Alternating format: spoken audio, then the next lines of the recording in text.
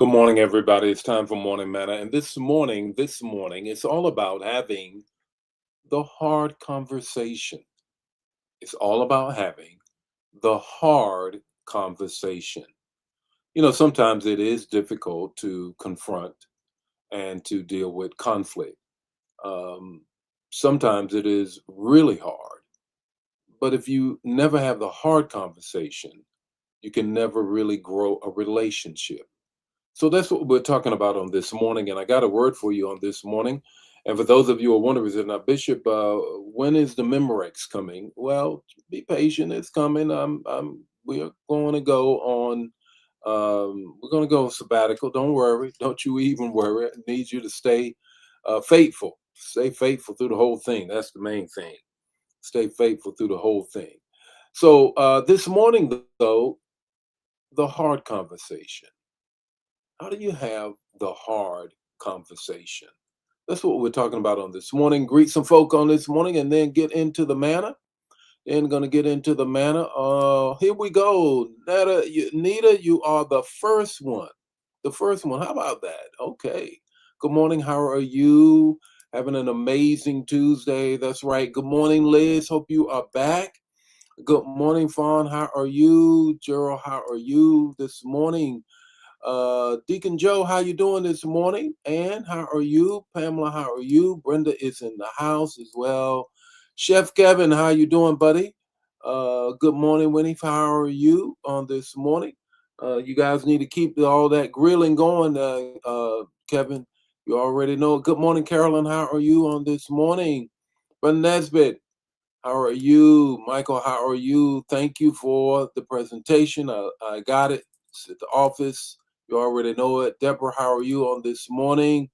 Vaughn, how are you? Joel, how are you doing on this morning? This morning it's all about the hard conversation. The hard conversation. Sometimes it is difficult to have the hard conversation. And what I have found, the more you delay it, the harder it is. Yep. Good morning, Venetia. How are you on this morning? Cynthia, how are you? Dawn, how are you this morning? Good to see you on this morning. Elder Mobley, Elder Jan, how are you? Erica, how are you? Deborah Sims, how are you doing on this morning? Deacon Jody, in the house. Okay, that's right, in the house. You already know it. And let me get a couple more and then let me say, what did you say? I typically catch the replay, but boy, do I need to hear this word today. God has a way. God has a way, doesn't he? He does have a way. Yep, you are welcome. Yes, yes, you are back. Okay, Liz. Felicia, how are you on this morning? And let me just get one more here. Here we go.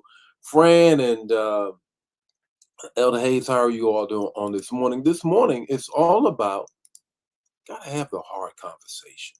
Gotta have the hard conversation. How do you do it?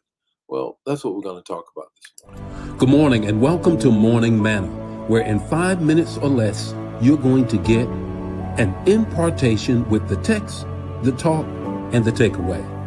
Join the Morning Manna fam every weekday morning at 8 o'clock Central Standard Time. Don't forget to put in the chat the revelation that you get and share the manna. Now, let's get ready to have some manna so you can make it through your day. Here we go. Here's the text. Ephesians 4:26 through 27. Ephesians 4:26 through 27. The NIV translation, follow along in the version of your choice.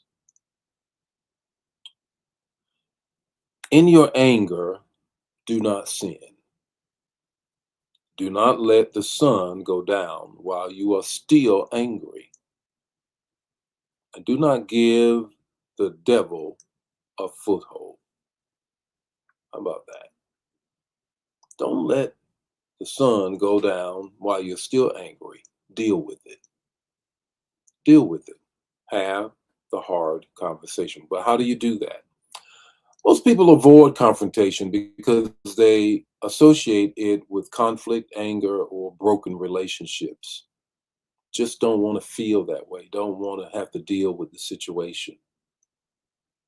Yet scripture presents healthy confrontation as an act of love. not hostility.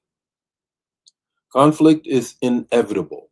As long as you live, there will be differences of opinion because people are passionate.